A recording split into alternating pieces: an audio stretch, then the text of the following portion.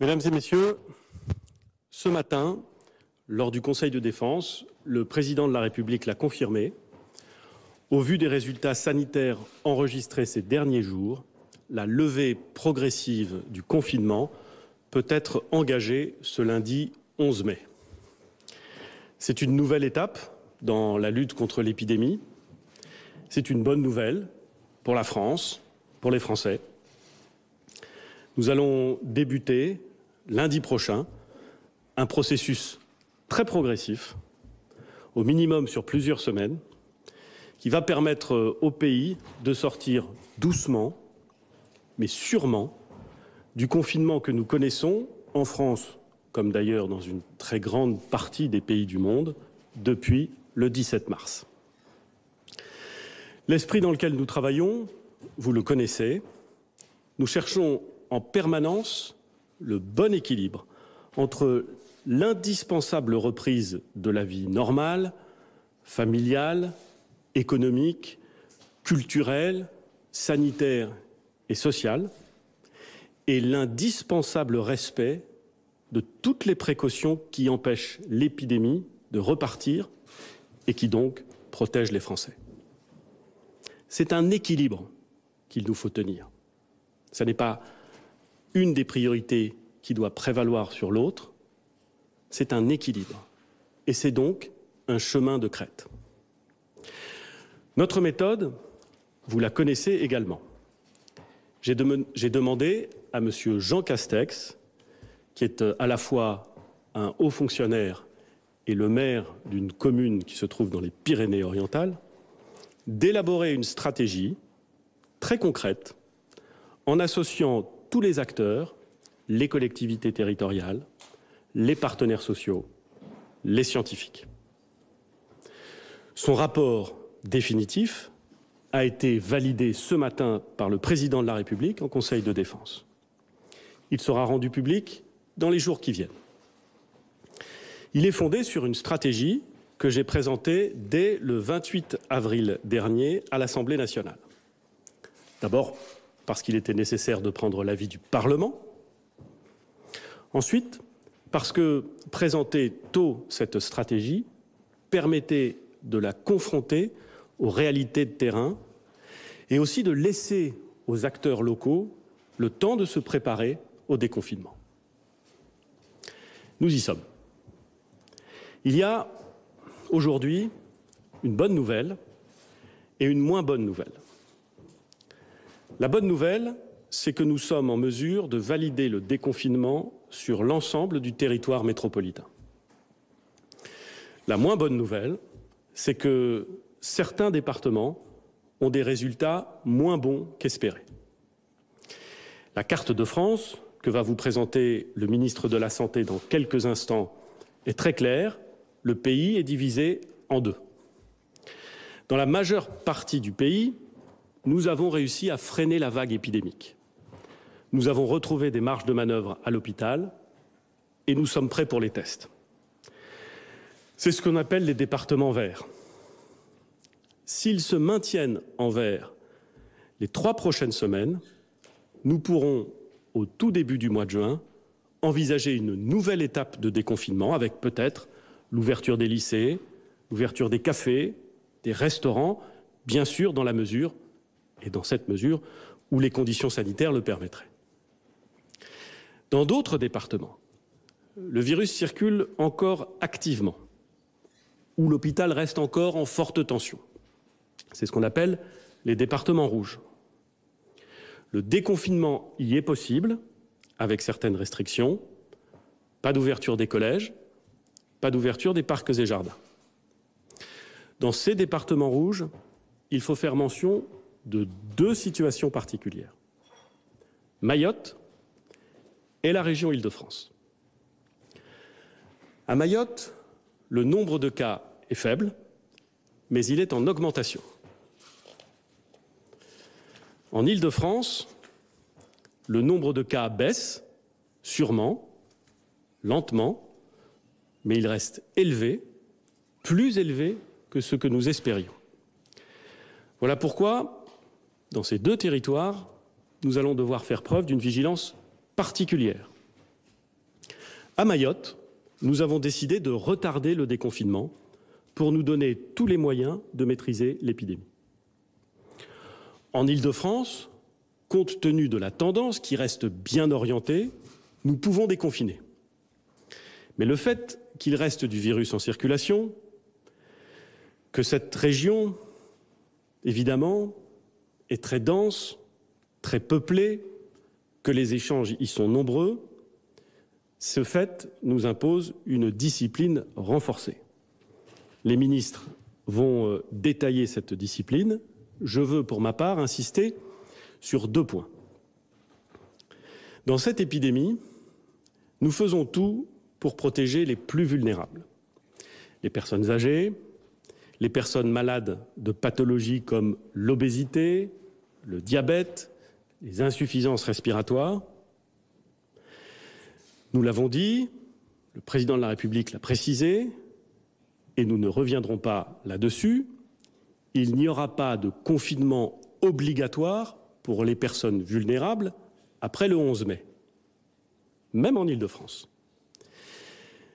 Mais je veux dire à toutes les personnes qui se savent vulnérables, soit à raison de leur âge, soit à raison des pathologies que je viens d'indiquer, soit parce qu'ils sont âgés et en plus souffrent de ces pathologies. Continuez, pour votre sécurité et pour celle des autres, continuez à observer dans toute la mesure du possible, de façon volontaire, les règles de prudence très strictes qui ressemblent à celles des 2 derniers mois. Nous faisons confiance aux personnes qui se savent vulnérables pour se protéger. Il ne s'agit pas d'ordonner, il s'agit de leur dire, de vous dire qu'il vous revient d'être prudent lorsque vous sortez ou lorsque vous recevez chez vous votre famille ou vos amis. Prenez les précautions qui sont nécessaires pour faire en sorte de vous protéger et de protéger les autres. Le deuxième point important en Île-de-France sur lequel je veux insister concerne les transports, et notamment les transports en commun. Ils sont essentiels et ils ne seront pas fermés, ils n'ont d'ailleurs jamais fermé. Mais nous allons, au moins les 3 premières semaines, imposer des règles très strictes pour éviter qu'ils ne se transforment en vecteurs de diffusion de l'épidémie. Je n'exclus pas d'ailleurs que nous décidions de mesures supplémentaires si les mesures de distanciation physique n'étaient pas suffisamment respectées et si la situation ne s'améliorait pas. Je vous l'ai dit à plusieurs reprises, l'objectif, pas seulement celui du gouvernement, l'objectif de tous les Français, c'est de faire en sorte que nous puissions vivre avec ce virus. Apprendre à nous en protéger, parce que aussi longtemps que nous n'aurons ni vaccin, ni traitement, ni immunité collective, la seule façon de vivre est de nous en protéger, en respectant scrupuleusement l'ensemble des mesures de distanciation physique, d'hygiène, de protection qui sont en permanence rappelées. Je vais maintenant passer la parole aux membres du gouvernement qui m'entourent et qui sont en première ligne dans la préparation et la mise en œuvre de notre stratégie pour qu'ils puissent, chacun dans leur domaine, préciser un certain nombre d'éléments. Et je vais commencer par Monsieur le ministre des Solidarités et de la Santé. Monsieur le Premier ministre, il y a quelques jours, j'ai présenté les premières cartes de la France avant la levée du confinement. Ces cartes, ce sont des outils qui nous ont guidés et qui continueront de nous guider au cours des prochaines semaines parce qu'elles sont le reflet de la circulation du virus sur le territoire, et également le reflet du niveau de saturation des services de réanimation dans nos hôpitaux. Ces cartes, elles ont pu soulever des inquiétudes, des espoirs, mais aussi parfois des incompréhensions selon la couleur verte, orange ou rouge. Aussi, je le précise bien, si votre département est en rouge, ce n'est ni une punition, ni une mauvaise note, ce n'est qu'un état des lieux de la situation virale sur un territoire donné, qui tient compte de données multiples, je le disais. Le premier indicateur, c'est celui de la circulation active du virus. Les chiffres dont nous disposons sont issus d'un recueil de données robuste, fiable, quotidien. Ils proviennent de presque 700 services d'urgence et permettent de comptabiliser environ 90% des passages aux urgences. Ils sont publiés quotidiennement et font une moyenne des informations recueillies sur les 7 jours précédents. Nous constatons, et vous constatez, depuis les premières cartes, que la pression épidémique a baissé. Mais cette baisse cache en réalité des disparités, des différences, parfois importantes selon les territoires. Si l'on affine et que l'on regarde territoire par territoire, la situation est la suivante, je la rappelle, en vert, les départements dans lesquels moins de 6% des patients adressés aux urgences viennent pour une suspicion de maladie au coronavirus. En orange, lorsque ce sont 6 à 10% des patients, et en rouge, c'est lorsque plus de 10% des patients qui vont aux urgences d'un hôpital y vont pour une suspicion de maladie à coronavirus. Comme vous pouvez le constater, si la circulation du virus semble faible sur une très large partie du territoire, elle demeure encore active dans certains départements des Hauts-de-France, du Grand Est, de Bourgogne-Franche-Comté, dans la Sarthe et le Loir-et-Cher, et elle atteint un niveau bien plus élevé en Île-de-France, et une circulation active est également enregistrée à Mayotte. J'en viens maintenant à la seconde carte, celle que vous connaissez aussi, qui est relative aux capacités sanitaires. Entre janvier et mars, nous avons augmenté notre capacité de réanimation pour atteindre le chiffre sans précédent dans notre histoire sanitaire de 10 500 lits. Notre objectif, désormais, est de revenir à notre capacité habituelle, c'est-à-dire 5 000 lits de réanimation, pour pouvoir prendre à nouveau en charge des malades qui ont besoin, dans la pratique quotidienne de la médecine et de la chirurgie, de ces lits de réanimation, et puis pour permettre aux professionnels de santé de retrouver un fonctionnement normal, et puis, c'est bien la moindre des choses, un peu de répit. Il faut bien comprendre que les tensions sur les capacités en réanimation, du fait de l'épidémie, restent encore fortes dans certains territoires. Compte tenu de l'afflux important de patients graves dans les services de réa de nos hôpitaux ces dernières semaines. C'est le cas dans les régions qui ont été le plus touchées, l'Île-de-France, le Grand Est, la Bourgogne-Franche-Comté et à minima, dans les Hauts-de-France, le Centre Val-de-Loire, l'Auvergne-Rhône-Alpes et Mayotte. Dans le reste du territoire, la situation est revenue, sinon à la normale, en tout cas dans des eaux bien plus acceptables. Là aussi, les résultats qui sont affichés sont une moyenne sur les 7 derniers jours. Les seuils utilisés pour cette deuxième carte, vous les avez sur la carte, en vert, lorsque le taux d'occupation des lits de réanimation par des malades du coronavirus est inférieur à 60%, en orange, lorsque c'est 60 à 80%, et lorsque plus de 80% des lits de réanimation sont occupés par des malades atteints du coronavirus, la carte apparaît alors en rouge. Comme vous pouvez le constater, la situation est assez nette, avec au fond 3 diagonales distinctes dans l'hexagone. La première diagonale, en vert, va de la Seine-Maritime aux Alpes-Maritimes, avec des capacités hospitalières qui ne sont pas ou plus menacées par un afflux important de patients atteints de formes sévères. La seconde diagonale, celle qui s'affiche en orange, va du Pas-de-Calais à la Haute-Savoie, avec des services de réanimation davantage mis en tension par l'hospitalisation persistante de patients atteints de formes graves de coronavirus. La troisième diagonale, enfin, celle qui est en rouge, qui comprend essentiellement les départements des régions Grand Est, Île-de-France, Bourgogne-Franche-Comté. C'est cette diagonale dans laquelle la situation des services de réanimation reste l'objet d'une attention toute particulière.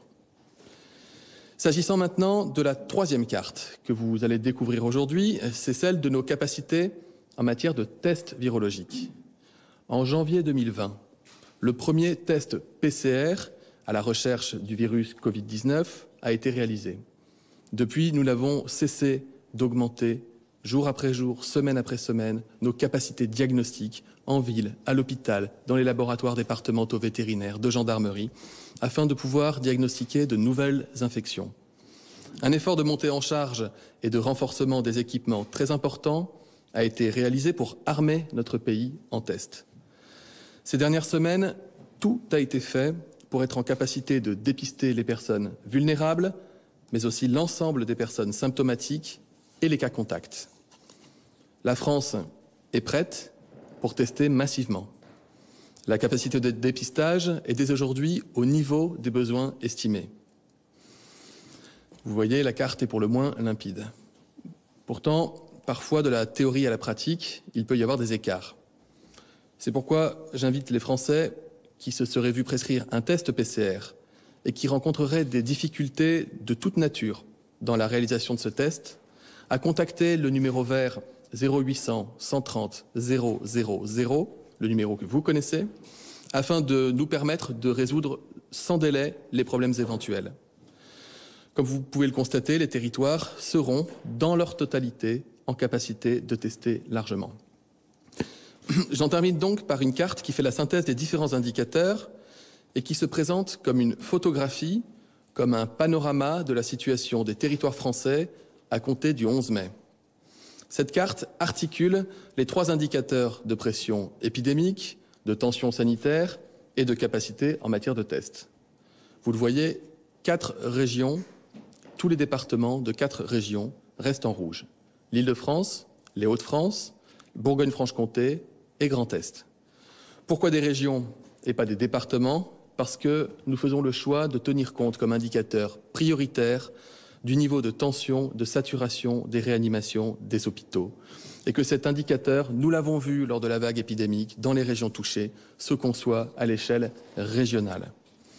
En particulier, et le Premier ministre l'a dit, la situation en Île-de-France nécessite la plus grande des vigilances. Nous appelons les entreprises à recourir au maximum au télétravail. Nous invitons les habitants de l'Île-de-France à limiter leurs déplacements au strict nécessaire et l'ensemble de la population à appliquer encore plus scrupuleusement les gestes barrières. Quant aux personnes vulnérables, s'il vous plaît, limitez au strict minimum vos sorties et contacts avec toute autre personne. Je le redis, en Île-de-France, nous devons faire preuve d'une extrême vigilance. Je sais les difficultés que chacun a traversées ces dernières semaines et je sais combien tout le monde souhaite pouvoir reprendre une vie un peu plus normale. Mais nous voulons à tout prix éviter une reprise de l'épidémie qui viendrait alourdir encore la situation de ces territoires. Ce sont donc des mesures de précaution essentielles en cette période que nous devons respecter tous ensemble, collectivement. Voilà où nous en sommes. Les éléments que je viens de vous présenter sont fiables, ils sont solides. Mais je le rappelle, et chacun doit le garder à l'esprit, l'épidémie est évolutive et la vérité d'un jour peut ne pas être celle du lendemain. J'en appelle donc à ce qui ne fera jamais l'objet d'aucune attestation, d'aucune justification et d'aucune règle. C'est bien l'esprit de responsabilité de chacun pour le bien de tous. Voici pour les cartes et les indicateurs. Semaine après semaine, vous l'avez dit, Monsieur le Premier ministre, le virus a reculé et nous pouvons donc enclencher une levée progressive du confinement dans tout le pays. Mais le virus n'a pas disparu, nous ne devons pas relâcher notre vigilance. Dans les prochaines semaines, gestes barrières et distanciation physique demeureront au cœur de la lutte contre l'épidémie, peut-être même plus important encore, puisque la vie éducative, économique, sociale va reprendre peu à peu son cours. Je veux vous expliquer comment réagir en chaque situation. Si vous présentez des symptômes évocateurs d'une infection au Covid-19, une fièvre, de la toux, une gêne respiratoire, la perte du goût parfois ou encore de l'odorat, il faut agir. N'attendez pas que cela passe. Contactez immédiatement votre médecin ou si votre médecin ne vous répond pas, contactez un médecin de garde et si vous n'en trouvez pas, en définitive, contactez le 15 pour qu'il vous oriente vers un médecin disponible. Il vous posera alors des questions et vous prescrira, s'il l'estime nécessaire, un test de dépistage. Parfois, il vous orientera à l'hôpital, parfois dans un laboratoire de ville, parfois dans un drive test qui seront organisés par des laboratoires et parfois même chez vous, via une équipe mobile. Ce test est remboursé à 100% par l'assurance maladie, vous n'aurez rien à payer. En attendant le résultat du test, votre médecin vous demandera de rester chez vous, en isolement, afin de ne prendre aucun risque, ni pour vous, ni pour votre entourage. Si le test se révèle être positif, il vous suivra tout au long de votre maladie. Il alertera également l'assurance maladie qui vous contactera afin de commencer avec vous une enquête visant à identifier les personnes que vous auriez pu contaminer autour de vous, sans le savoir évidemment, et de manière à ce qu'on puisse appeler ces personnes qu'on va désigner cas contact. Votre isolement, si vous êtes malade, durera jusqu'à 2 jours après la guérison des symptômes, c'est-à-dire en moyenne pendant 8 à 10 jours. Évidemment, si vos symptômes s'aggravent, si vous avez des difficultés pour respirer, si vous avez des difficultés pour vous alimenter, pour vous déplacer chez vous, n'attendez pas, appelez votre médecin et si nécessaire, bien sûr, contactez le 15. Comment ça va se passer en pratique pour l'isolement ? Bien, d'abord, si vous partagez votre logement, votre médecin vous conseillera. Il vous conseillera de rester dans une pièce spécifique en évitant les contacts avec les autres occupants du domicile. Il vous demandera aussi d'aérer régulièrement votre domicile, de vous laver les mains fréquemment, d'éviter au maximum de toucher les objets qui peuvent être touchés par les autres personnes qui vivent avec vous, de désinfecter quotidiennement les surfaces fréquemment touchées, comme les poignées de porte, les téléphones mobiles. Si vous êtes en présence de votre conjoint, par exemple, votre médecin vous conseillera de porter en permanence un masque. Il est fortement déconseillé de recevoir des visites, sauf les visites indispensables, comme les aidants à domicile. Vous pourrez aller chercher des masques en pharmacie, sans prescription préalable, et ils seront pris en charge à 100% par l'assurance maladie. Si votre test est négatif, votre médecin réévaluera avec vous la situation en fonction de vos symptômes. Je vais maintenant vous dire comment cela se passe si vous êtes cas contact d'une personne malade.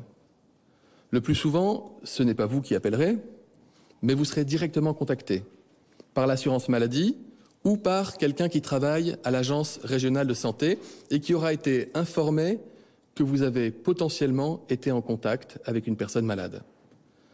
Si le risque est avéré, mettons par exemple si vous avez partagé un déjeuner avec une personne malade sans respecter les règles de distanciation, vous serez invité à rester chez vous en isolement. Comme pour une personne malade, vous devrez alors éviter les contacts avec votre entourage. On vous conseillera de prendre votre température au moins 2 fois par jour. Si vous pouvez télétravailler, très bien. Par contre, si vous ne le pouvez pas, un arrêt de travail vous sera adressé. 7 jours après le dernier contact avec la personne malade, vous serez à votre tour testé par PCR dans les mêmes conditions qu'une personne malade. 7 jours, pourquoi ? Parce que c'est le bon moment pour débusquer le virus quand on a été cas contact. Avant, ça peut être trop tôt pour tomber sur le virus. Et ce, même en l'absence de symptômes. Si votre test revient négatif, votre médecin pourra, sous condition, vous proposer, dans certains cas, d'alléger votre isolement, mais celui-ci devra durer en moyenne encore 7 jours supplémentaires, parce qu'un test négatif n'exclut pas totalement la maladie. Que vous soyez malade ou que vous soyez cas contact, si vous êtes en isolement, n'hésitez jamais à signaler les difficultés que vous pourriez rencontrer dans votre quotidien auprès de votre médecin ou de l'assurance maladie quand elle vous appelle. Des cellules territoriales d'appui sont constituées partout, en lien avec les préfets, pour vous venir en aide. Enfin, si en général l'isolement est possible à domicile, votre médecin pourra vous proposer, selon votre situation, d'effectuer cet isolement hors de votre domicile, comme par exemple dans un hôtel, et là encore, les besoins seront pourvus par des équipes des cellules d'appui territoriales. Lundi, les conditions seront donc réunies qui permettront à tous les soignants du pays, en ville comme à l'hôpital, de reprendre une activité progressivement normale. Pourquoi ? Parce que des équipements de protection, et notamment des masques, vont être distribués en plus grande quantité, 100 millions de masques distribués sur la semaine du 11 à destination des soignants, des personnes malades et fragiles. Le confinement a amené des personnes, nous l'avons déjà dit et ici même, à repousser des dépistages, des vaccinations et parfois un traitement pour une maladie chronique. Il ne faut pas créer une crise sur la crise. Il est vital que chacun aille se faire soigner quand il a besoin de soins. J'appelle chacun de nos concitoyens à reprendre le chemin des cabinets médicaux, des hôpitaux publics ou privés, pour recevoir les soins dont il a besoin. Dans cette période, je souhaite que les soins réalisables à distance se maintiennent, afin de limiter vos déplacements. Durant la crise, une autre façon de se faire soigner s'est développée massivement. Vous le savez, la télémédecine est entrée dans le quotidien des Français. Chaque semaine, plus d'1 million d'actes de télémédecine sont désormais réalisés dans notre pays. Je rappelle ici que pour les personnes vulnérables du fait de leur état de santé, nous conseillons toujours de favoriser le télétravail et que la mise en activité partielle s'applique depuis le 1er mai pour vous. Nous avons fait le choix de lever le confinement strict pour tous les Français à compter du 11 mai. Mais je renouvelle ici mes conseils en direction des plus fragiles d'entre nous, parce que malades, parce que âgés, parce que porteurs de certains handicaps, vulnérables en somme. Soyez vigilants, ne prenez pas de risques avec votre santé, limitez au strict minimum les contacts physiques avec votre entourage, n'hésitez pas à porter un masque pour toutes vos sorties. Bien que vos petits-enfants ou que vos enfants, demain, aient envie naturellement de revenir vous voir, et bien qu'ils le puissent, il vous appartient de limiter ces visites et de garder la distanciation physique indispensable, ainsi que les gestes barrières, dont le port du masque grand public lorsqu'ils sont en votre présence. N'hésitez pas à contacter votre médecin traitant. Il évaluera avec vous votre état de santé et vous conseillera sur toute mesure utile pour vous protéger. Cette consultation destinée au public vulnérable sera prise en charge également à 100% par l'assurance maladie. Et je vous rappelle que si vous ressentez le besoin de parler, parce que l'isolement peut être lourd, le numéro vert national, je le redis, 0800 130 000, peut aussi vous mettre en relation avec le service La Croix-Rouge chez vous. Enfin, toujours s'agissant de nos aînés, vivant en EHPAD cette fois, nous ne pouvons pas prévoir un assouplissement supplémentaire dès le 11 mai. Nous devons continuer à tout faire pour protéger les personnes âgées vulnérables. Les visites des proches pourront se poursuivre, si la situation de l'établissement le permet, dans les mêmes conditions qu'aujourd'hui.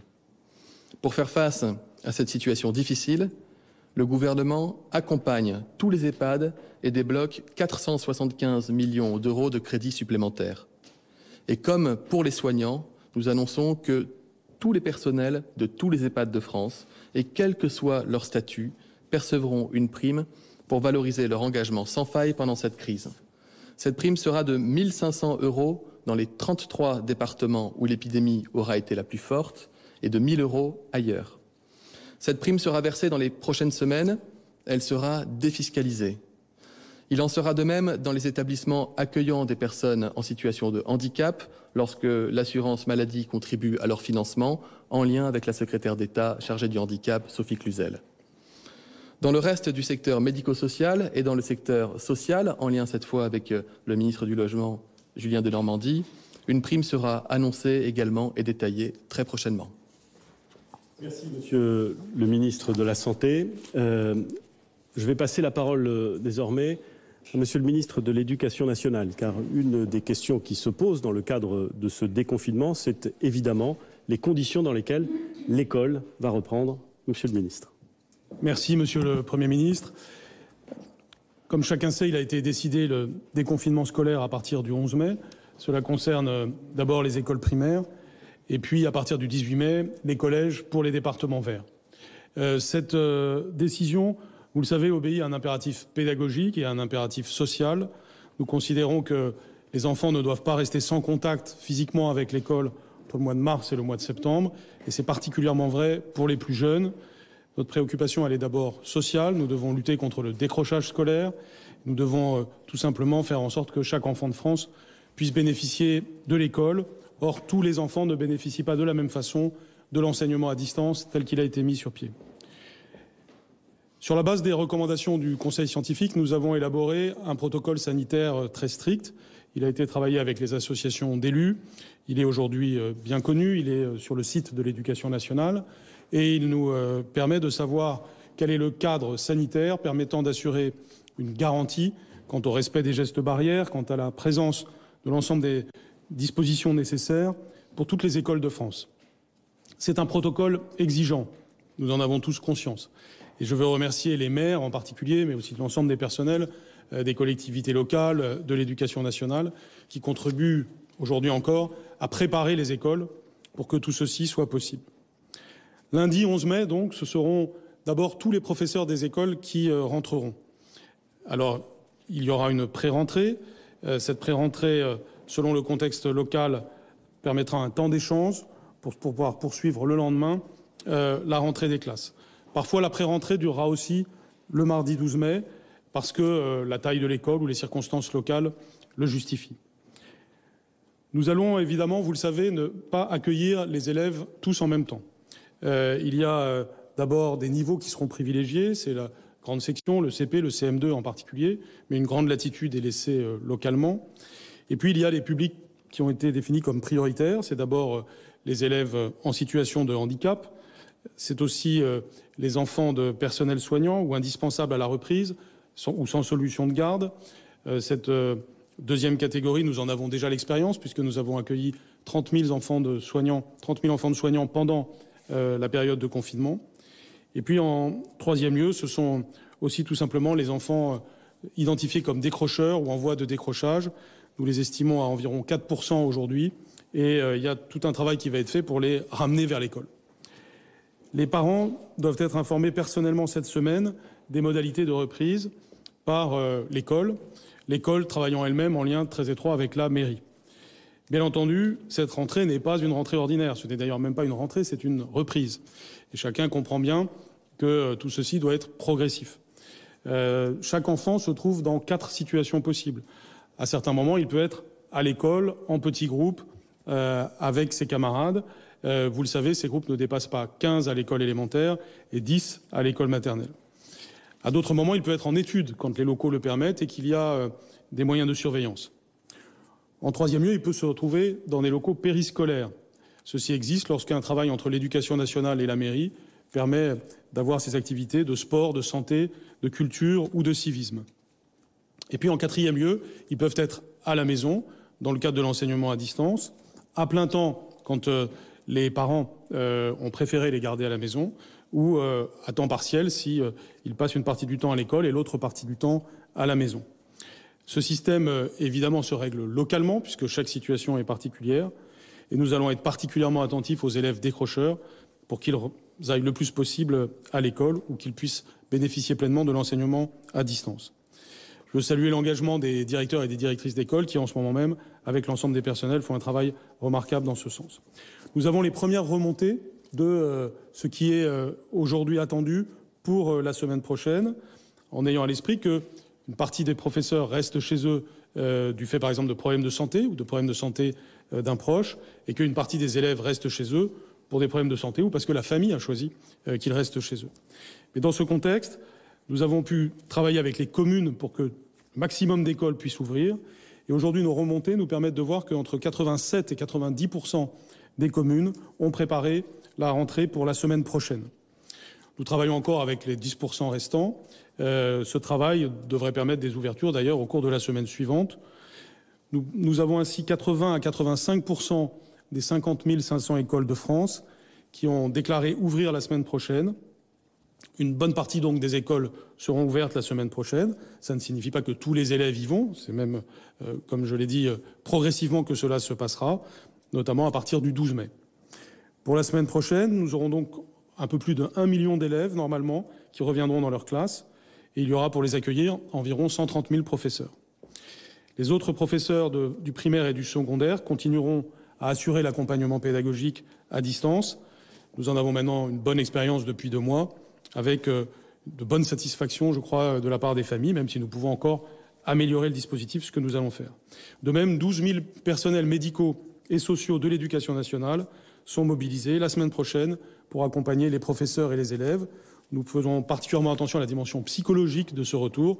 Nous savons bien que les élèves, comme les adultes d'ailleurs, ont pu connaître certains traumatismes du fait de la période de confinement.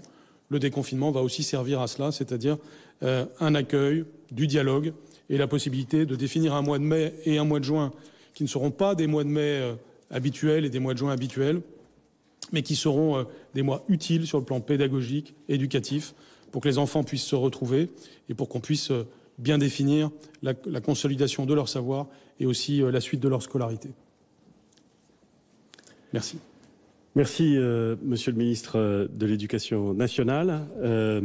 J'ajoute à ce que vous venez d'indiquer que dans les départements verts, les collèges pourront commencer à fonctionner à partir du 18 mai, comme nous nous y étions engagés.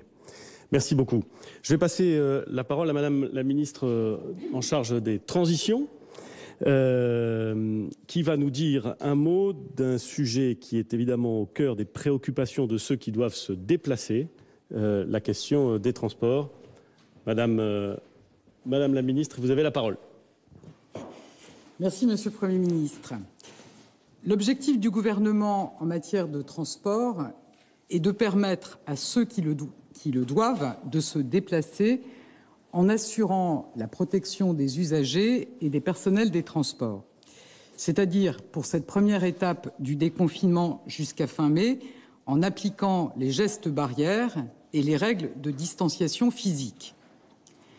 S'agissant des transports en commun en milieu urbain, l'objectif est d'augmenter l'offre le plus vite possible et de maîtriser très fortement la demande pour faciliter le respect de la distanciation physique. C'est tout le sens des concertations menées ces dernières semaines par les collectivités en charge des transports avec l'appui des préfets. Dès le 11 mai, l'offre de transport de proximité, c'est-à-dire les métros, les bus, les RER, les TER, augmentera nettement avec un minimum de 50% des capacités habituelles et un objectif d'offre normale d'ici début juin. Concernant l'Île-de-France, nous visons une augmentation plus importante encore. Par exemple, la RATP passera son offre de 30% aujourd'hui à plus de 75% dès lundi prochain. Afin d'assurer la meilleure protection possible des usagers, l'objectif est que la fréquentation, qui est aujourd'hui de 6%, reste limitée à 15%. Pour limiter cette fréquentation et donc la demande, le télétravail, pour tous ceux qui le peuvent, restera la règle. Il est demandé aux employeurs d'étaler les horaires d'arrivée et de départ des salariés pour limiter l'affluence aux heures de pointe. Je voudrais saluer à cet égard l'adoption en Île-de-France d'une charte visant à faire appliquer ces règles et le gouvernement encourage toutes les démarches allant dans ce sens. Par ailleurs, le Premier ministre avait indiqué que si les collectivités en charge des transports le demandaient, nous étions prêts à réserver les transports en commun à certaines heures, à certaines populations. Cette demande a été formulée par la présidente d'Île-de-France Mobilités, Valérie Pécresse.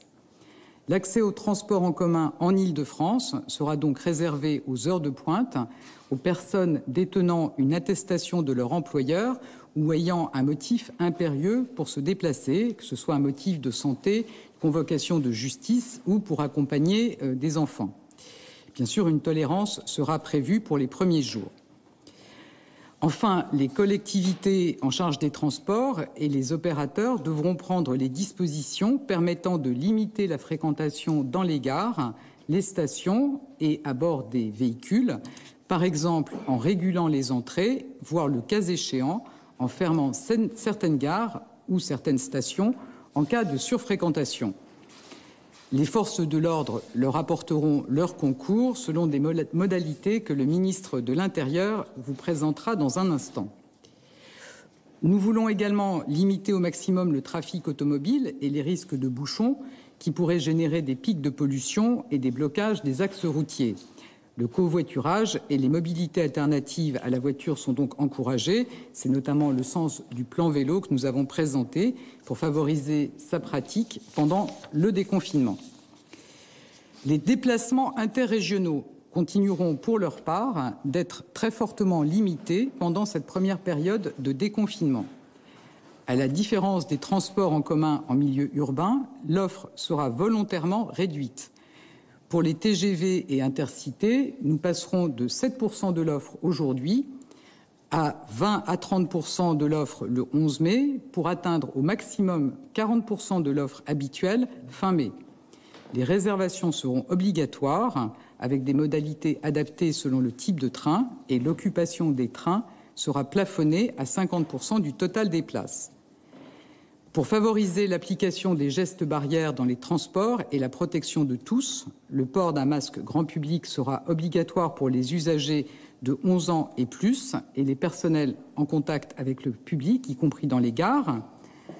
En lien avec les collectivités locales, l'État mettra à disposition des masques dans les premiers jours du déconfinement pour les distribuer en appoint aux personnes qui n'auraient pas pu s'en procurer. L'absence de port de masque pourra faire l'objet d'une verbalisation, donc une amende de 135 €. Monsieur le ministre de l'Intérieur y reviendra, tout comme l'accès à un TGV sans réservation ou l'utilisation des transports en commun en Île-de-France aux heures de pointe en dehors des motifs prévus.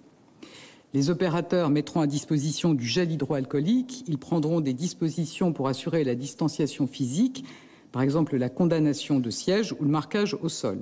Et par ailleurs, les trains, les métros, les tramways, les bus seront désinfectés au moins une fois par jour. Donc c'est, comme le Premier ministre l'a dit, un défi considérable d'assurer un bon fonctionnement des transports en commun dans ce contexte. Comme depuis le début de cette crise sanitaire inédite, il faudra être capable de nous adapter en fonction de l'évolution de la situation, en gardant à l'esprit que c'est notre mobilisation à tous qui permettra de réussir cette nouvelle étape. Merci Madame la Ministre. Je vais passer la parole à Monsieur le Ministre de l'Intérieur pour qu'il revienne sur un certain nombre de points qui doivent faire l'objet de précisions. Monsieur le Ministre, vous avez la parole. Merci Monsieur le Premier ministre. Vous l'avez rappelé, à partir de lundi, la liberté de circulation sera rétablie et il sera possible de sortir librement dans la rue sans attestation, quel que soit le département où l'on habite, à l'exception de Mayotte. Cependant, une chose reste sûre, le virus ne se déplace pas tout seul. Et nous devons donc continuer à lutter au maximum contre la circulation du virus. C'est l'esprit des mesures présentées à l'instant par Elisabeth Borne et qui s'appliqueront dans les transports en commun. Les infractions à ces règles continueront à être sanctionnées, suivant le régime de contravention spécifique à l'état d'urgence sanitaire que vient de rappeler la ministre en charge des Transports, 135 €. Dans les transports publics, les collectivités, les entreprises seront en première ligne pour faire respecter les règles sanitaires. Le projet de loi en cours de discussion au Parlement permettra ainsi à leurs agents assermentés de sanctionner ces infractions. Au besoin et en renfort, le ministère de l'Intérieur interviendra avec jusqu'à 20 000 policiers et gendarmes mobilisés en fonction des plans de circulation et de transport arrêtés avec les autorités organisatrices. Ces policiers et gendarmes pourront également, évidemment, verbaliser. Concernant les trajets plus longs, la nécessité de limiter la circulation du virus nous impose de fixer une limite à 100 km pour les déplacements, sauf motif professionnel ou familial impérieux. Pour rappel, un motif professionnel, c'est par exemple avoir un métier qui exige la mobilité, chauffeur routier. Quant au motif familial impérieux, il peut s'agir d'un deuil ou de l'aide à une personne vulnérable. Ces 100 km seront calculés à vol d'oiseau à partir du lieu de résidence habituel. Je veux préciser toutefois que cette limite ne s'applique que si l'on quitte son département de résidence. Parcourir plus de 100 km au sein de son département de résidence reste possible sans restriction. Pour permettre le contrôle de la règle des 100 km, une nouvelle attestation sera publiée. La voici. Elle est simple. Elle sera disponible en version papier comme en format numérique sur le site du ministère de l'Intérieur. Des contrôles seront organisés dans les gares, les aérogares ou sur certains tronçons d'autoroute ou de routes à grande circulation. Ils pourront l'être aussi à l'arrivée des destinations touristiques. Par exemple, lors d'un contrôle en voiture, 2 cas de figure possibles. Soit c'est un trajet de plus de 100 km hors de son département de résidence et vous devrez fournir cette attestation remplie. Soit c'est un trajet de moins de 100 km et un simple justificatif de domicile sera suffisant. Vous êtes en voiture, l'attestation d'assurance ou une facture, un chéquier par exemple. Là encore, nous comptons sur le civisme et la responsabilité des Français. Mais les contrevenants seront sanctionnés. Le montant de l'amende ne change pas, 135 € susceptibles d'augmenter en cas de récidive. Le 11 mai sera également l'occasion de reprise de notre vie sociale dans le respect d'un certain nombre de règles. Pourront rouvrir les lieux culturels de proximité, bibliothèques, médiathèques, musées, dont la fréquentation n'entraîne pas de mouvements importants de population. Les préfets en arrêteront la liste et des systèmes de régulation pourront être mis en place. Les cinémas, les salles de spectacle et de fêtes, ainsi que les lieux de sport couverts resteront fermés. En matière sportive, seule sera autorisée la pratique sportive individuelle en extérieur. Bruno Le Maire précisera quant à lui les règles qui s'appliqueront aux activités commerciales. De façon générale, Les rassemblements devront rester limités à des groupes de 10 personnes maximum dans le respect des règles de distanciation physique. À compter du 2 juin, un nouveau seuil pourra être réexaminé. Mais, en tout état de cause, d'ici le mois de septembre, aucun événement regroupant plus de 5000 participants ne pourra être organisé. Beaucoup de questions sont également posées concernant les plages, lacs et les centres nautiques. La règle générale reste la fermeture. Mais le préfet pourra autoriser l'accès aux plages, aux lacs et aux centres nautiques sur demande des maires. Les maires devront alors présenter un dispositif et des aménagements suffisants pour garantir la distanciation physique. Cette décision est une nouvelle preuve de l'importance que nous accordons au dialogue permanent entre maires et préfets. Concernant les cultes, nous sommes pleinement conscients des efforts consentis par les croyants.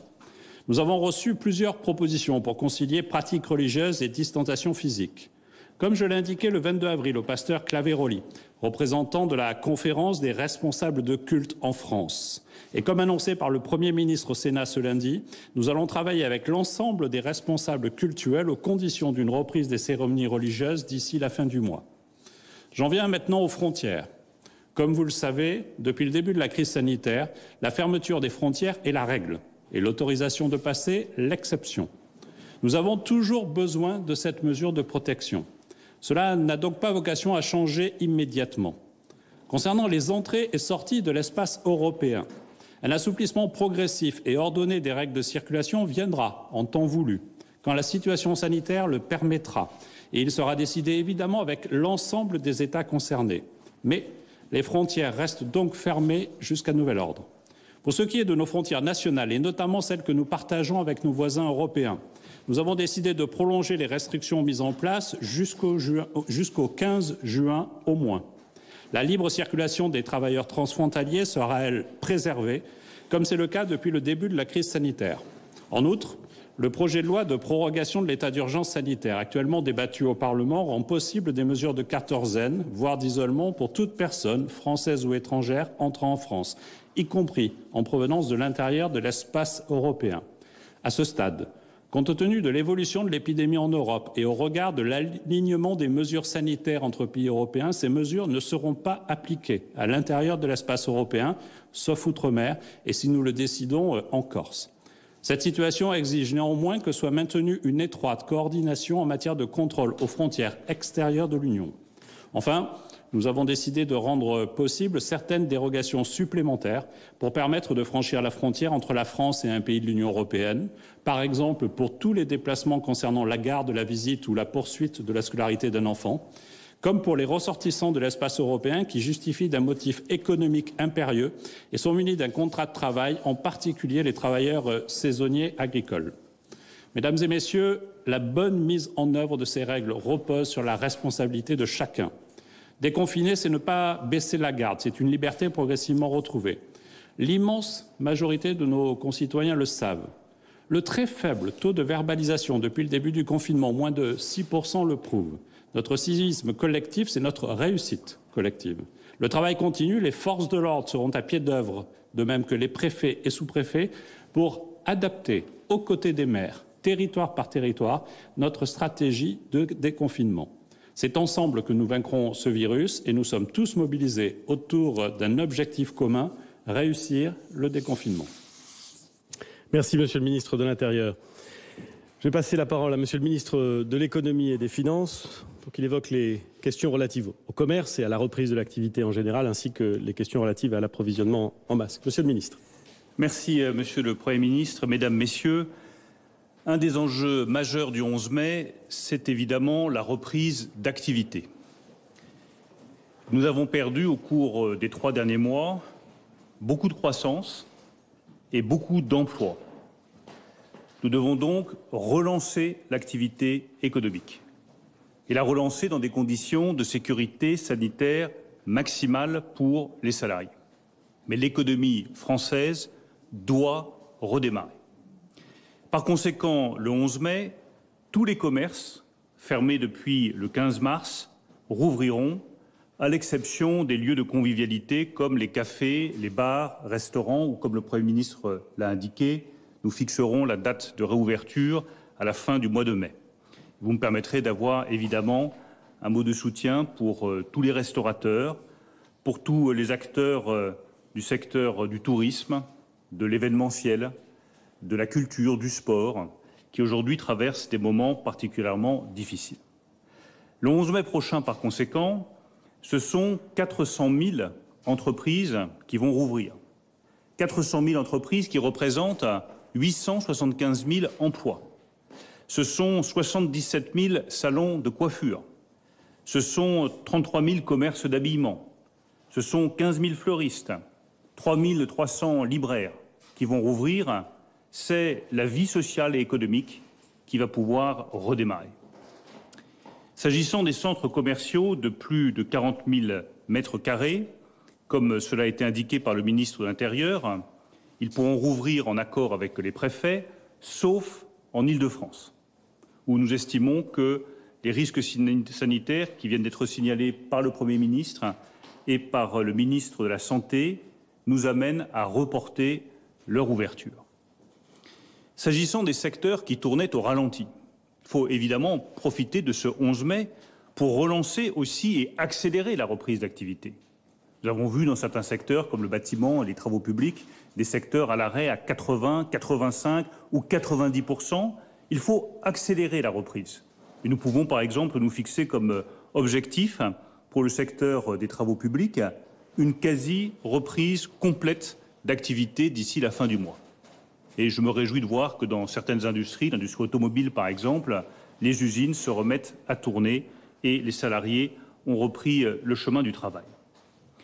Je veux également insister sur le fait qu'à la demande du Président de la République et du Premier ministre, comme nous l'avons fait depuis le premier jour, l'État sera aux côtés des entrepreneurs indépendants, des très petites entreprises, des PME, des ETI, des très grandes entreprises stratégiques. L'État est présent depuis le début et l'État continuera d'être présent. Nous maintiendrons par exemple le fonds de solidarité pour tous les bénéficiaires jusqu'à la fin du mois de mai. Cela veut dire qu'un fleuriste, un libraire, un coiffeur qui va rouvrir le 11 mai pourra continuer à bénéficier du fonds de solidarité jusqu'à la fin du mois de mai, tout simplement parce que son chiffre d'affaires est amputé des 11 premiers jours et qu'il sera nécessairement un peu moins élevé qu'en période normale. Je veux confirmer également, comme l'a déjà indiqué le ministre de l'Action et des Comptes publics, que les charges sociales patronales des mois de mars, avril, mai seront totalement supprimées pour tous les secteurs qui avaient été contraints à une fermeture administrative. Leurs charges seront totalement supprimées. Cette reprise de l'activité, elle suppose évidemment de disposer des équipements nécessaires pour la sécurité sanitaire des salariés et donc une disponibilité des masques. Au-delà des masques pour les soignants, qui relèvent de la responsabilité du ministère de la Santé, les Français peuvent se procurer des masques textiles réutilisables et lavables, des masques à usage unique ou des masques en tissu qui sont fabriqués par chacun sur la base des recommandations AFNOR qui sont disponibles sur Internet. Nous avons voulu que les canaux de distribution soient les plus larges possibles, au-delà des masques fournis par l'État et par les collectivités locales, en particulier les mairies qui se sont pleinement mobilisées. Nous voulons les en remercier. Les grands circuits de distribution seront mobilisés, la grande distribution, les pharmaciens, les buralistes, et par ailleurs, pour les TPE, des plateformes de e-commerce sont mises en place. Je vous confirme également que la TVA sera bien à 5,5 pour tous les masques industriels et artisanaux qui répondent à ces normes AFNOR. Vous le voyez, je crois que les conditions sont réunies pour que le 11 mai prochain, l'activité économique redémarre dans notre pays. Nous traversons, le Premier ministre a eu l'occasion de le dire à plusieurs reprises, une situation économique qui est d'une gravité sans précédent dans notre histoire récente, qui a un impact sur les entrepreneurs, sur les salariés, sur l'emploi, qui crée des inquiétudes profondes dans la société française. Je pense que c'est en redémarrant notre économie et en relançant cette activité que nous apporterons une partie de la réponse à ces inquiétudes. Merci, Monsieur le ministre de l'Économie et des Finances. La dernière intervention pour présenter ce plan de déconfinement est celle de Madame la ministre du Travail. Vous avez la parole. Merci, Monsieur le Premier ministre. La reprise d'activité, elle est essentielle pour notre économie. mais aussi pour l'avenir de nos emplois. Les entreprises et les salariés veulent ce retour à l'activité, mais ça n'est pas sans inquiétude. Et c'est pour cela qu'elle doit se faire dans des conditions sanitaires qui sont pleinement sécurisées pour les salariés. La santé des salariés n'a jamais été et ne sera jamais une variable d'ajustement. C'est pourquoi le gouvernement a rendu public dimanche dernier un protocole national de déconfinement pour les entreprises et les associations, quelle que soit leur taille, quel que soit leur secteur d'activité. Ce protocole définit évidemment la mise en place des gestes barrières, de la distanciation physique, mais définit aussi les règles sur des sujets clés comme l'espace nécessaire par personne, la gestion des flux, l'usage des masques, les tests ou les protocoles de nettoyage. Le dialogue social est un élément essentiel pour la mise en œuvre de ce protocole. L'association des représentants du personnel et des représentants syndicaux et l'information et l'association de tous les salariés permettra de décliner ces mesures dans l'entreprise en tenant compte de la réalité de son activité.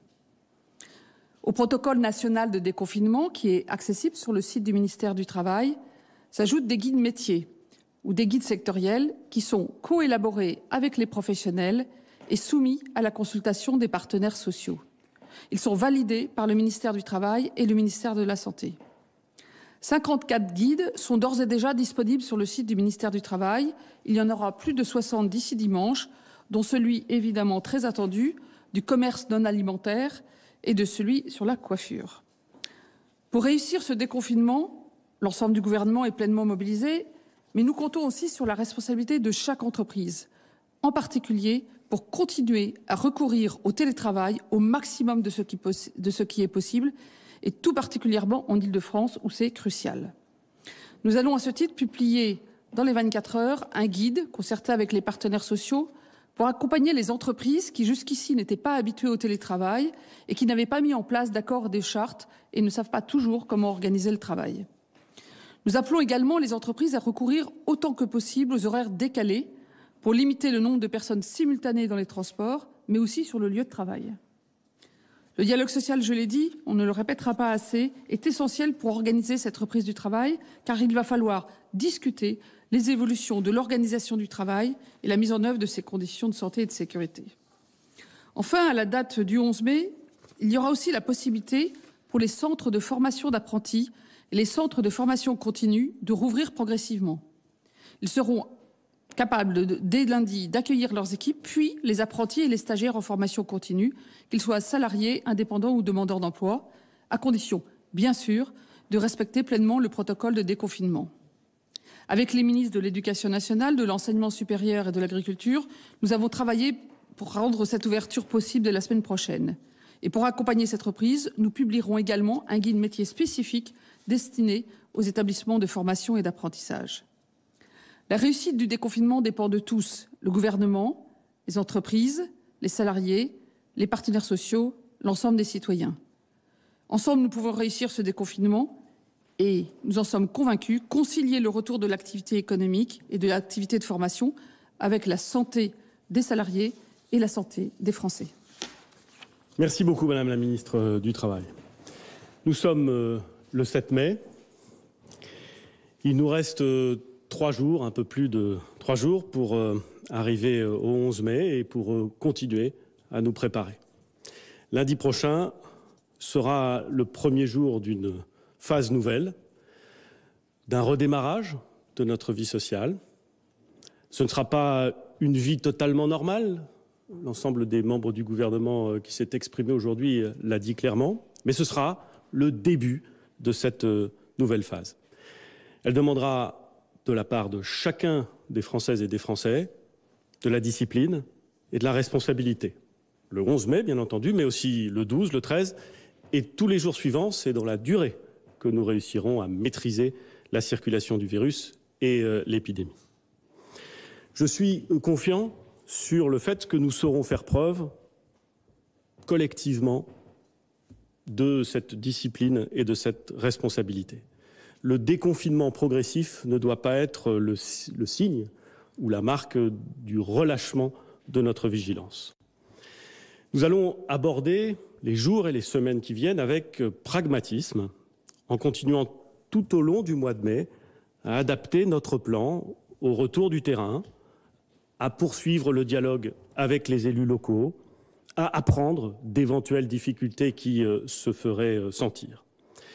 Je voudrais remercier très chaleureusement tous ceux qui contribuent à préparer cette journée du 11 mai et cette phase qui va débuter lundi prochain.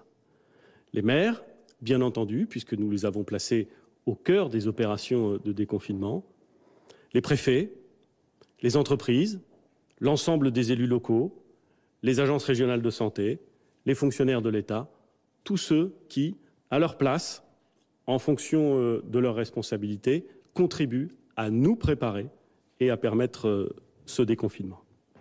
Dans 3 semaines, à la fin du mois de mai, nous saurons précisément où nous en sommes. Nous saurons si, oui ou non, nous avons réussi à contenir l'épidémie. Nous saurons tout cela au rythme des contaminations et des entrées à l'hôpital et en réanimation, que nous allons évidemment surveiller avec une immense attention. Si ces nombres et si ces chiffres restent bas, nous pourrons nous en féliciter et passer à une nouvelle phase, élargissant nos espaces de liberté dans de nombreux domaines particulièrement importants pour l'été qui vient. Si ça n'est pas le cas, nous en tirerons les conséquences et nous nous adapterons. Je souhaite évidemment à tout prix éviter cette hypothèse, mais il ne serait pas sérieux et il ne serait pas raisonnable de ne pas l'évoquer.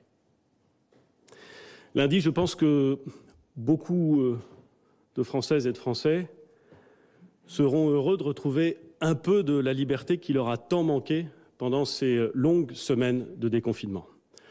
Un peu de l'espace qui leur a manqué. Un peu de la nature qui leur a manqué lorsqu'ils étaient confinés dans des appartements des grands centres urbains. Je pense que beaucoup de nos concitoyens auront à cœur d'utiliser cette liberté tout en ayant conscience de la nécessité de faire preuve d'une grande vigilance.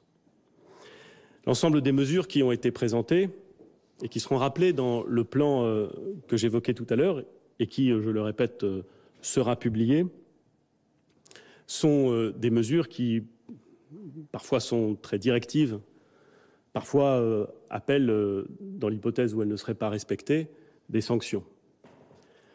Mais comme j'ai eu l'occasion de le dire plusieurs fois, beaucoup plus que la règle, beaucoup plus que la possibilité de sanctionner le non-respect à cette règle, c'est l'esprit de la règle qui compte.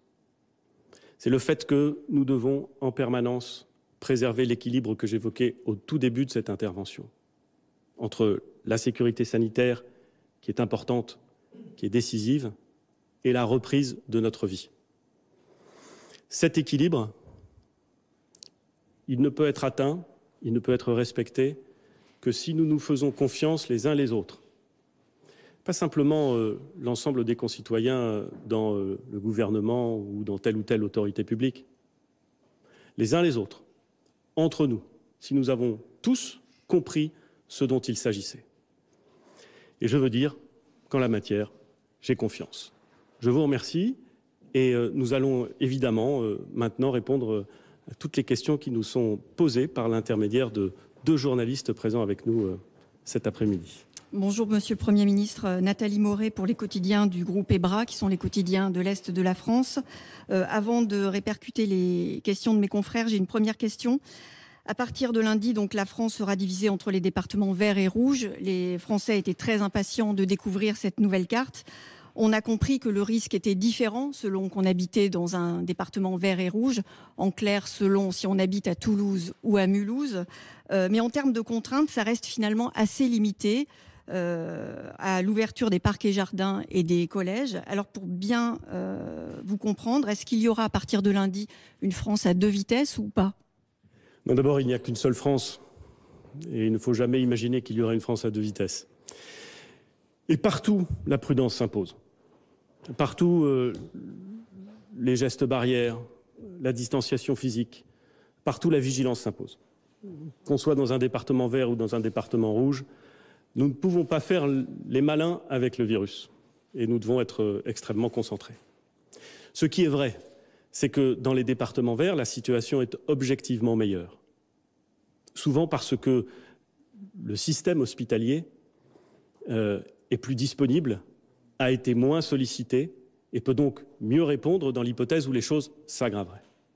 Cela veut dire que dans les départements rouges, il faut faire, c'est vrai, encore plus attention. D'où le fait de décaler l'ouverture des collèges, d'où le fait de limiter au maximum les lieux de sociabilité. Mais la distinction entre vert et rouge, qui existe et qui existera dès le lundi 11 mai, aura peut-être vocation à s'accentuer à partir du mois de juin. Comme je l'ai indiqué, dans les départements qui resteront verts, c'est-à-dire qui, pendant 3 semaines, auront permis de constater que nous maîtrisons la circulation du virus.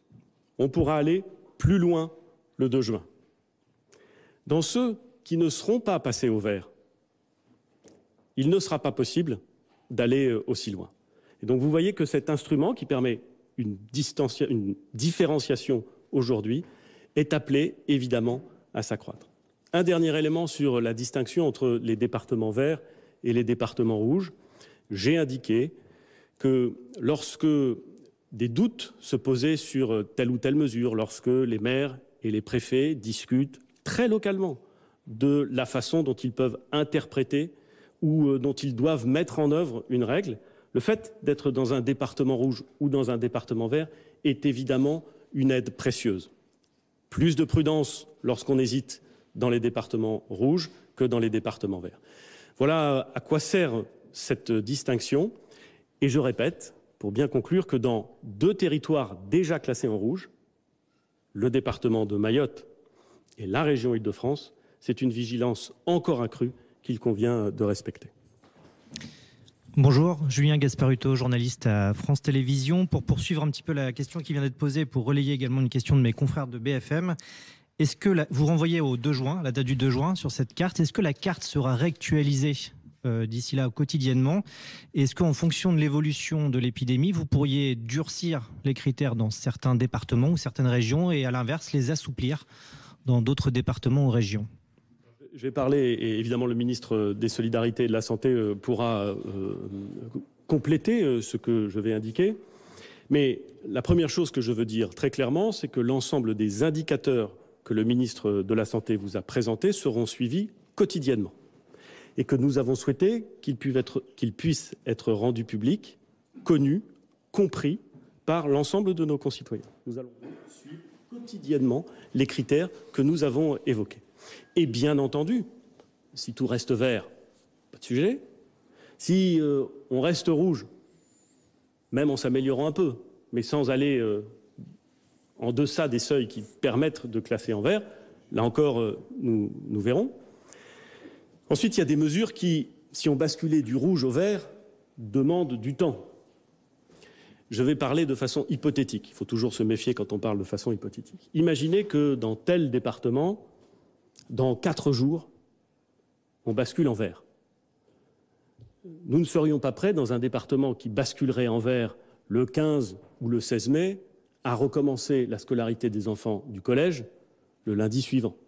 Nous allons donc être prudents, constater le caractère durable des améliorations lorsque nous le constaterons et procéder par des périodes de 3 semaines, comme je l'ai indiqué, de façon, là encore, à donner de la visibilité, de la prévisibilité, de la précision aux indicateurs que nous donnons. Je ne sais pas si Monsieur le ministre de la Santé veut compléter ce que je viens de dire.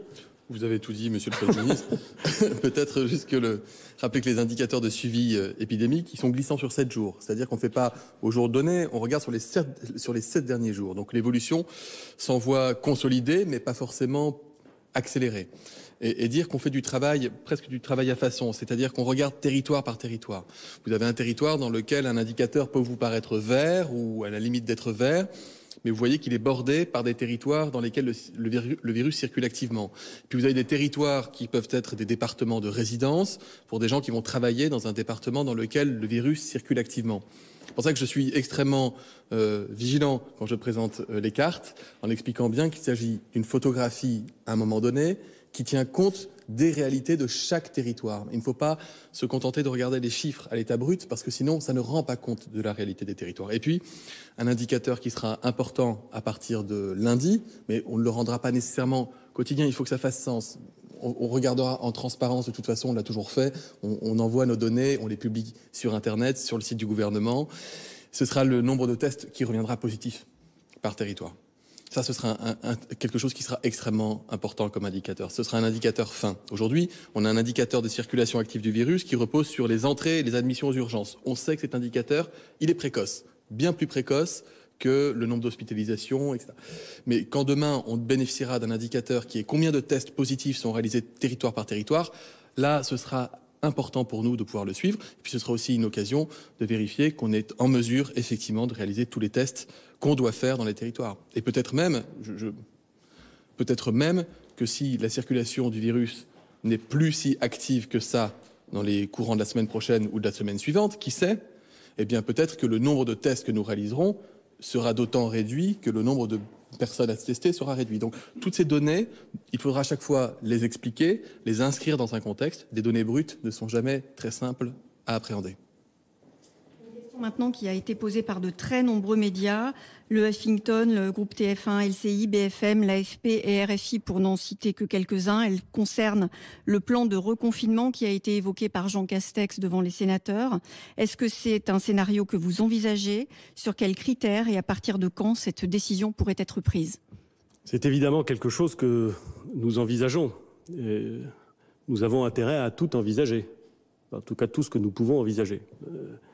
Donc, nous avons toujours indiqué que nous préférerions éviter, dans toute la mesure du possible, d'avoir à en arriver là, mais que dans l'hypothèse où il n'y aurait pas d'autre solution, nous ne pouvions l'écarter d'emblée. Voilà ce que je peux dire.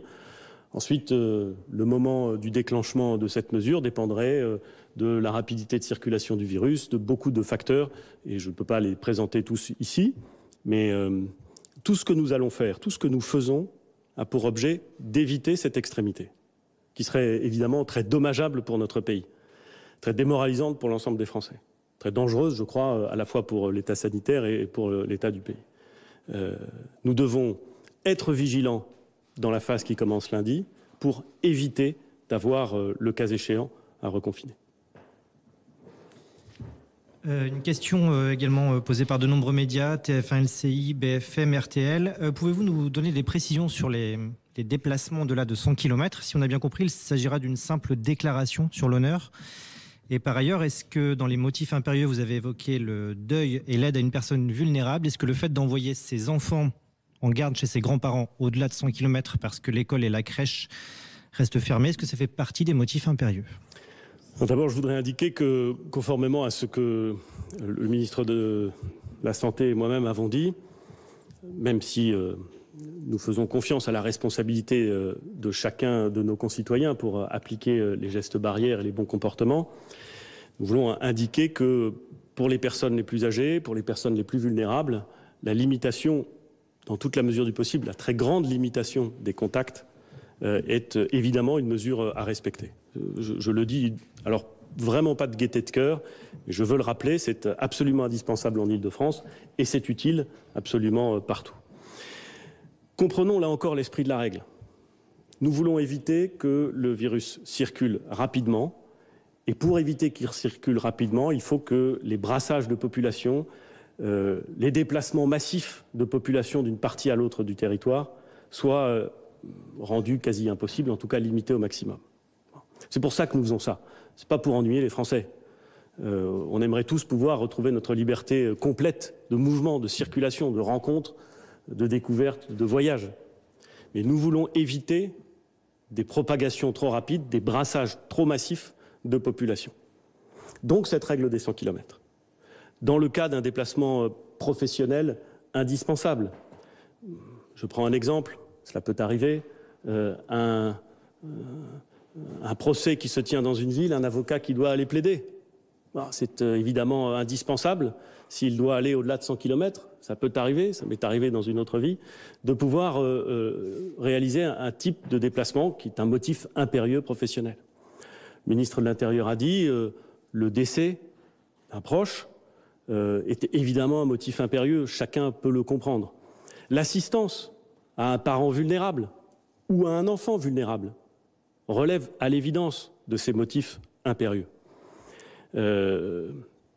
la simple visite pour se faire plaisir, le déplacement dans une résidence secondaire, tout cela me semble en revanche ne pas relever du motif impérieux et donc il faut, dans toute la mesure du possible, se l'interdire.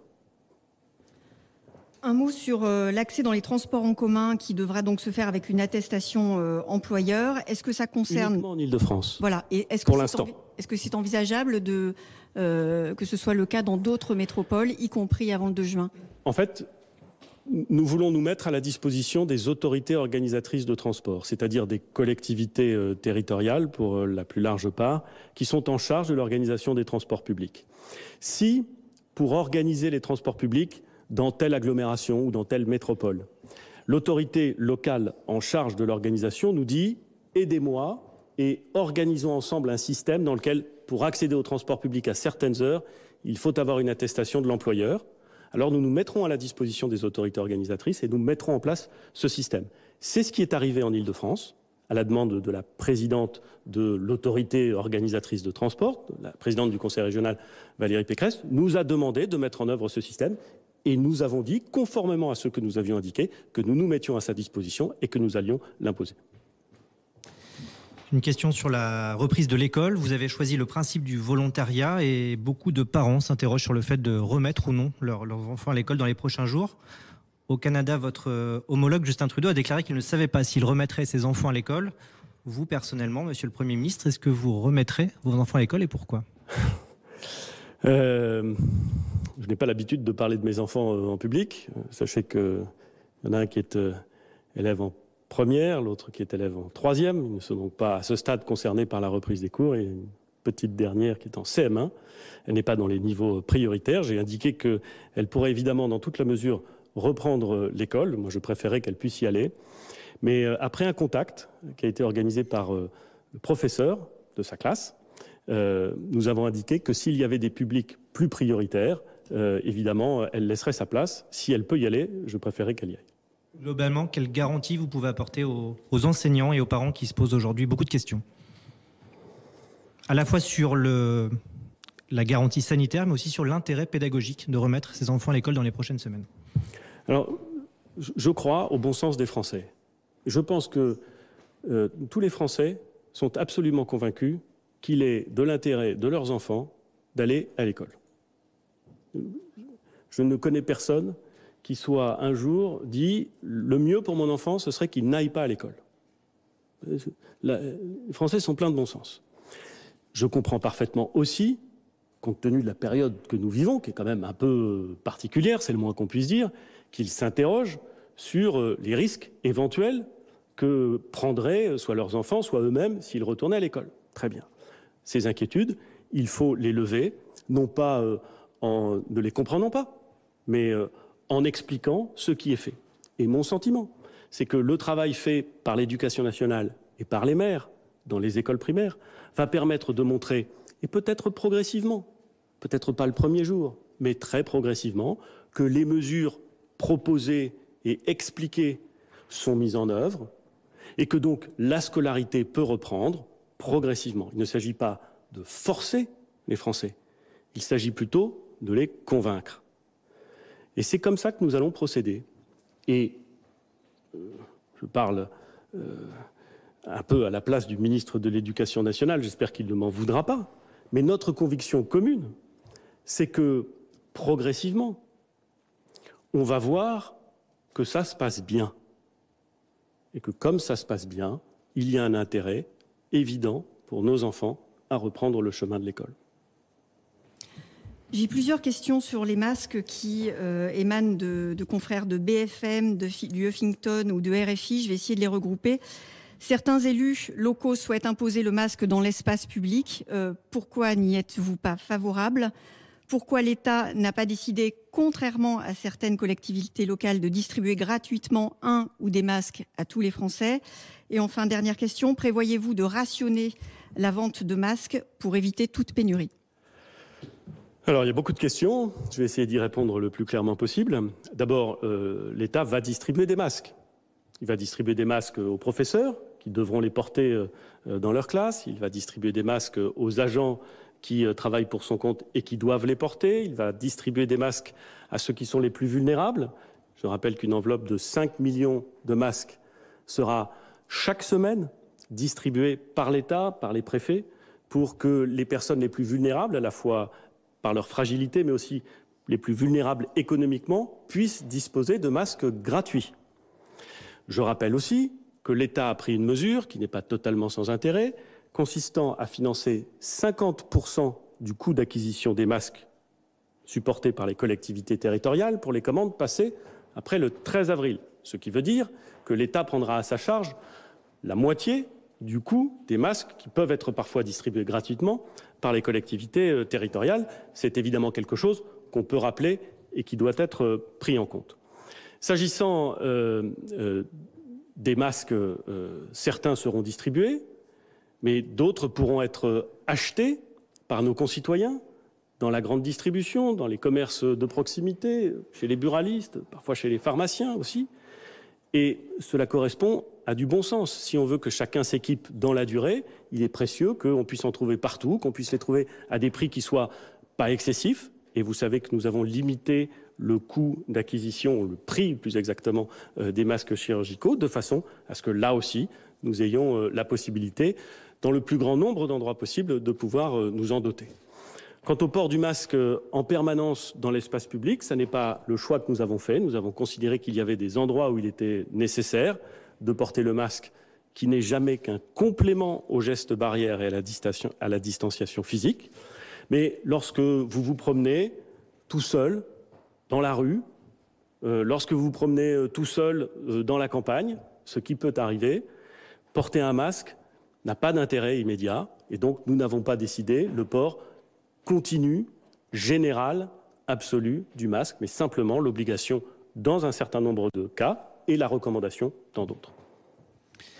Une autre question sur les masques. Selon nos confrères du Monde, vos conseillers ont découvert en pleine crise du Covid que depuis plusieurs semaines, on continuait à brûler des millions de masques supposés périmés. Est-ce que vous pouvez confirmer cette information et nous donner plus de précision sur cette information ?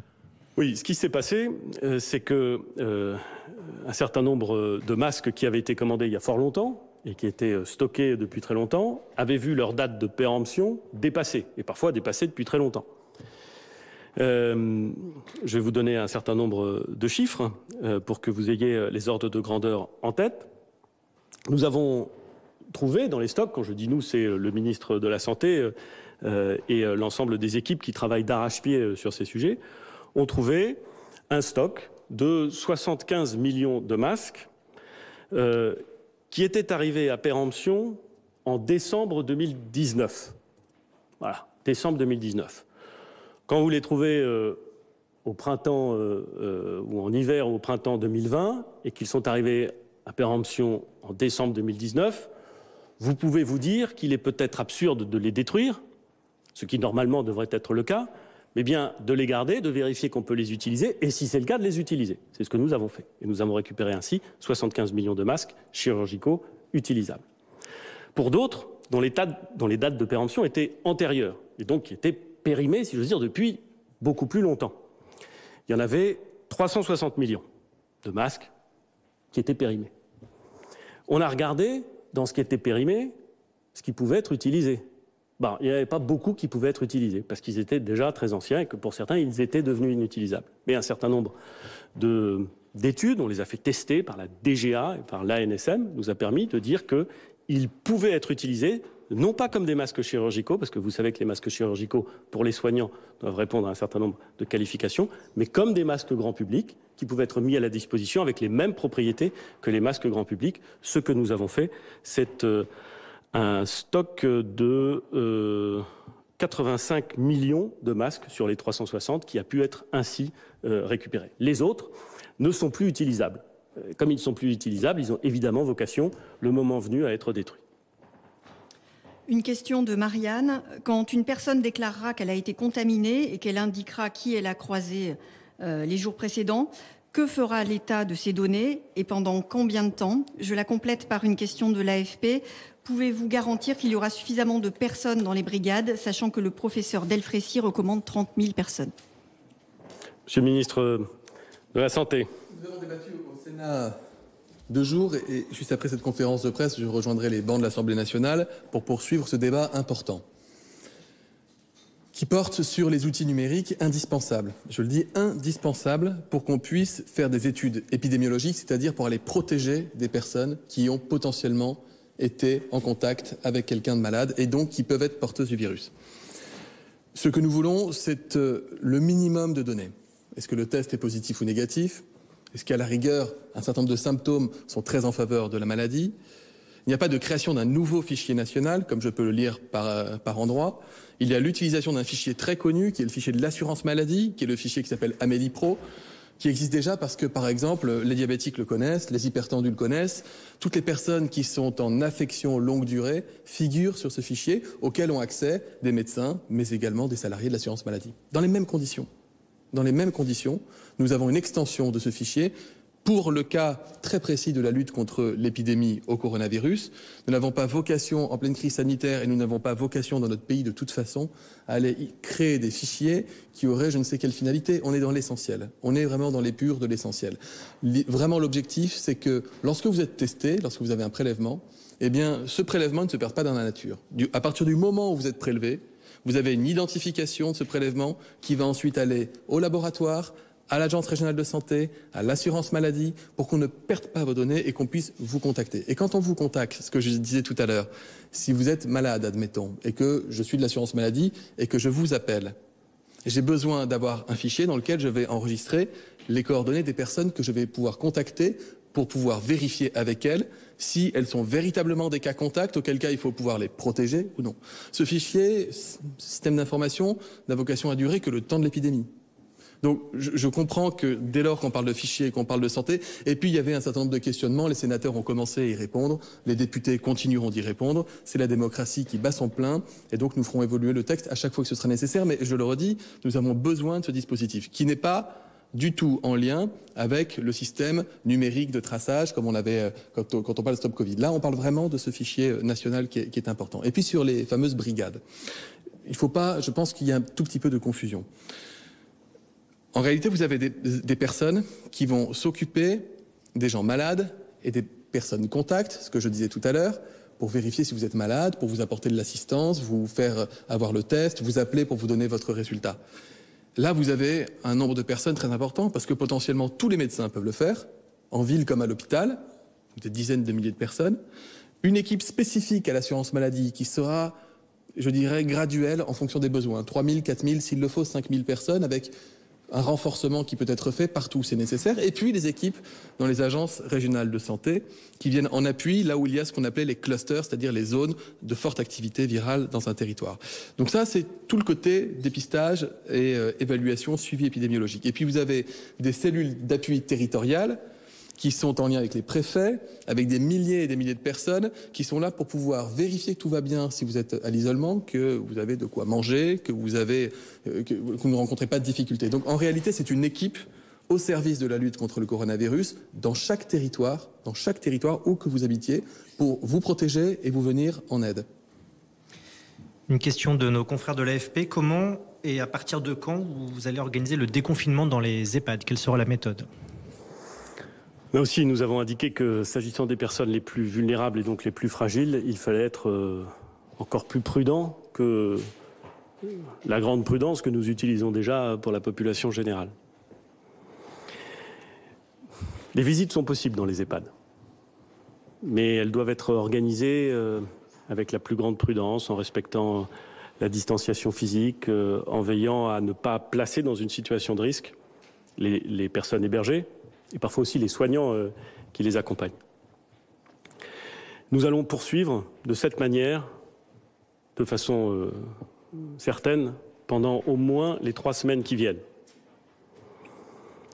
Sera-t-il possible, à compter du début du mois de juin, dans les départements où le virus circule peu, d'alléger encore ces règles?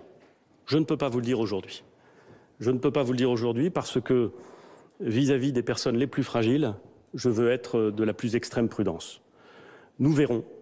Et dès que nous aurons vu et dès que nous aurons décidé, nous le dirons, parce que je comprends parfaitement la volonté pour ces personnes, et singulièrement pour leurs proches, de retrouver une vie la plus normale possible. Une question posée aussi par de nombreux confrères. Pourquoi ne pas avoir testé la réouverture dès le 11 mai des cafés et restaurants dans certains territoires tests où il y a peu de malades, par exemple la Lozère? Et je rajoute cette question de Nice Matin. Si les restaurants et les bars acceptent de placer leurs tables en terrasse et à la bonne distance, pourquoi ne pas autoriser leur réouverture dès maintenant? Probablement ceux qui suggèrent ces idées, je comprends très bien qu'ils le fassent, nous trouverons trop prudents et me trouveront trop prudent. Je peux supporter le fait qu'ils me trouvent trop prudent. Mais je veux le dire, nous devons être collectivement prudents et l'hypothèse d'un redémarrage de l'épidémie serait tellement difficile à supporter pour notre pays, tellement dangereuse pour notre pays que nous voulons procéder progressivement. Je vous ai indiqué que dans les départements qui demeureraient verts, la perspective que vous évoquez sera possiblement envisagée à compter du début du mois de juin. Alors certes, c'est dans 3 semaines. Certes, il faut que l'ensemble des mesures qui sont mises en place permettent aux départements verts de rester en vert. C'est ce à quoi chacun d'entre nous doit s'employer de façon à pouvoir permettre là aussi le redémarrage d'activités qui sont essentielles pour l'économie locale, essentielles pour ceux qui les font vivre et je dirais essentielles pour l'ensemble des Françaises et des Français qui sont attachés à cet art de vivre si particulier que constituent les cafés à la française. Vous avez ouvert la porte à une réouverture des plages, sous conditions, on a bien compris. Quelles sont les mesures barrières que vous souhaitez mettre en place et que préconisez-vous? C'est une question de CNews également. Il ne vous a pas échappé que l'orientation initiale du gouvernement, c'était de dire, pour des raisons de prudence, qu'il convenait que les plages demeurent fermées. Et puis nous avons écouté les remarques des élus locaux, les remarques d'un certain nombre de nos concitoyens, les remarques des parlementaires, de la majorité, de l'opposition aussi. Et nous avons essayé d'imaginer la façon dont nous pouvions, en limitant au maximum le risque, car vous avez bien compris que nous voulions être prudents, faire droit à cette demande qui peut s'entendre, qui n'est pas généralisée, mais qui peut s'entendre, puisque nous avions indiqué notre volonté de pouvoir procéder en différenciant, territoire par territoire. Nous avons pris la décision, ce matin, de faire en sorte que le principe demeure la fermeture des plages, mais que, à la demande des maires et sur présentation par eux-mêmes d'une réglementation, d'un cahier des charges permettant de garantir un usage compatible avec la sécurité sanitaire, le préfet puisse les autoriser à ouvrir la plage. Autrement dit, il faudra que localement, territoire par territoire, vous savez, tous les territoires ne se ressemblent pas. On peut imaginer que les plages de galets, comme c'est le cas au Havre, qui sont très vastes, n'aient pas exactement le même régime d'occupation que des petites criques sablonneuses dans le sud de la France. On peut l'imaginer. Et donc, il faudra que les élus locaux et les autorités préfectorales entrent en contact et qu'elles réussissent à se convaincre mutuellement qu'on peut prendre cette décision en garantissant le respect des règles sanitaires. Une question de BFM. Face au coup de frein économique, êtes-vous favorable à l'idée de travailler davantage en supprimant un jour férié, par exemple, comme le préconise l'Institut Montaigne? Je complète par une question de l'AFP qui va dans le même sens. Le gouvernement est-il favorable à une augmentation du temps de travail? Je vais rester sur les questions relatives au déconfinement. Les questions qui sont posées par un certain nombre d'acteurs sont de bonnes questions. Elles imposent qu'on s'interroge sur la façon dont, dans la durée, une fois la crise sanitaire passée, et elle n'est pas encore passée, une fois la crise sanitaire passée, notre pays répondra à la crise économique et à l'appauvrissement général qui va intervenir. Je pense qu'il y aura un débat. Il faut que ce débat soit large. Il ne faut pas se jeter d'anathème avant que les propositions soient formulées. Mais je crois que si nous voulons retrouver d'une certaine façon notre prospérité, si nous voulons dépasser ce cap et ce coup dur pour la France, il faudra que collectivement nous nous en donnions les moyens. par le travail, par la solidarité, par l'inventivité. Ce sera l'objet des discussions qui auront lieu dans les semaines et dans les mois qui viennent. Mais permettez-moi, pour l'heure, de me concentrer sur la sortie de la crise sanitaire. Nous commençons cette sortie, nous n'en avons pas terminé. Une question de TF1 à LCI. Qu'en est-il dans cette phase de déconfinement des conseils municipaux ? Beaucoup ont été élus dès le premier tour des élections en mars. Est-ce qu'ils vont pouvoir rentrer en fonction dès mai ou juin? Vous avez demandé le conseil du conseil scientifique. Est-ce que vous avez des réponses?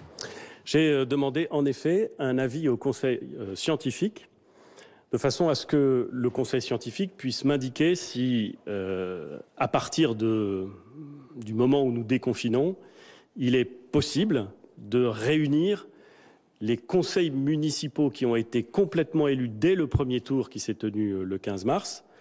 Sur les 35 000 communes françaises, c'est près de 30 000 communes pour lesquelles les élections sont terminées.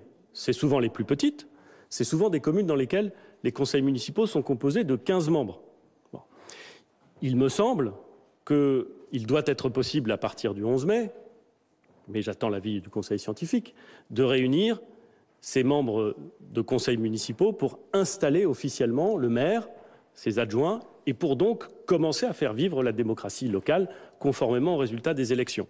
J'attends l'avis du conseil scientifique. Je remettrai très rapidement, dès que je l'aurai, un rapport au Parlement, puisque c'est la procédure qui a été décidée par la loi, et nous verrons si nous pouvons organiser cette installation des conseils municipaux dans les plus brefs délais. Je souhaite qu'elle puisse avoir lieu dans les plus brefs délais. Ça ne répond pas à la question de l'organisation du second tour des élections municipales. Ça dépendra d'une décision qui sera prise le 23 mai au plus tard. Et nous sommes en train d'étudier, de consulter, et nous allons continuer à consulter le Parlement, bien entendu, les forces politiques, pour que le 23 mai, nous soyons en mesure de dire si oui ou non l'organisation du deuxième tour à la fin du mois de juin est possible ou n'est pas possible. Et pour l'instant, il est trop tôt pour répondre à cette question. Une dernière question un peu plus politique posée par Radio J. Dans la perspective du déconfinement, certains s'interrogent sur l'état de vos relations avec Emmanuel Macron, notamment parce que vous n'avez pas toujours utilisé les mêmes termes dans vos messages adressés aux Français. Confirmez-vous des tensions, voire des désaccords avec le président de la République dans le cadre de la gestion de la crise et dans la manière d'envisager le déconfinement? Je crois que je vais vous décevoir. Enfin, décevoir celui qui pose la question. Depuis 3 ans qu'il m'a été donné de pouvoir travailler avec le président de la République en tant que chef de gouvernement, j'ai toujours eu dans nos relations constaté et me réjouir d'une confiance, d'une fluidité qui, je crois, a peu de précédents. Et voilà. C'est toujours le cas. Et j'espère que ce sera toujours le cas. Et je crois que ce sera toujours le cas. Mais permettez-moi de vous dire que dans les moments que nous vivons, en plein dans une crise sanitaire d'une ampleur considérable, alors que des Françaises et des Français font un travail incroyable pour sauver leurs concitoyens, passer plus de 2 secondes à écrire, à parler, à s'interroger sur ce genre de sujet me laisse très, très circonspect. Et je pense que nos concitoyens s'en contrefichent dans des proportions qu'à mon avis les journalistes politiques ne mesurent pas. Et je dois dire que de ce point de vue-là, je me sens très français. Je vous remercie.